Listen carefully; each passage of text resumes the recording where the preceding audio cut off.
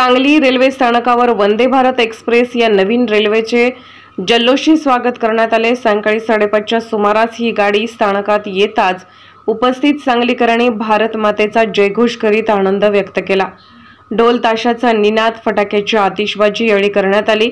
पालकमंत्री डॉक्टर सुरेशभाऊ खाडे, आमदार विश्वजित कदम, सुधीर गाडगीळ, आयुक्त शुभम गुप्ता, भाजप नेते शेखर इनामदार, प्रभाकर पाटील, शिवाजी डोंगरे, नीता केळकर, स्वाती शिंदे, मकरंद देशपांडे, गीतांजली ढोपे पाटील, सविता मदने, पूजा पाटील, सतीश साखळकर यांच्यासह सर्व पक्षीय नेते, कार्यकर्ते, सांगलीकर, रेल्वे प्रवासी, रेल्वे अधिकारी, कर्मचारी उपस्थित होते।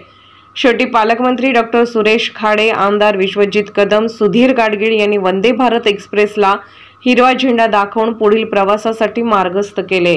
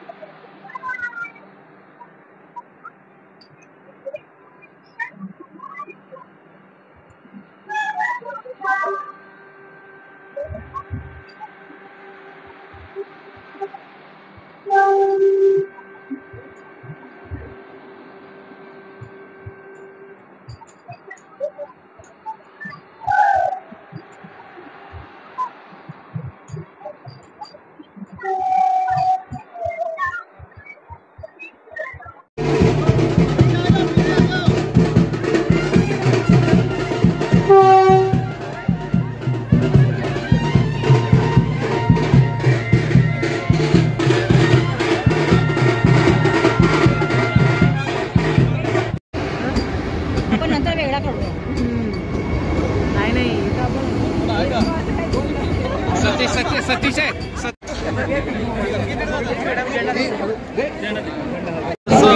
गुरुस्करवाडी येथील स्टेशनमध्ये काही ऐतिहासिक क्षणाला पळस तालुक्यातले लोक साक्षीदार बनले। त्या ठिकाणी कोल्हापूर पुणे वंदे भारत एक्सप्रेस नव्याने शुभारंभ गुरुस्करवाडीच्या रेल्वे स्टेशनपासून इथे करण्यात आलं। कोल्हापूरहून निघालेली ही रेल्वे आज मिरज सांगली स्टेशन स्टॉप करत गुरुस्करवाडी या ऐतिहासिक गावामध्ये जिथे किर्लोस्करांची कंपनी गेले 100 वर्षांहून अधिक कार्यरत आहे।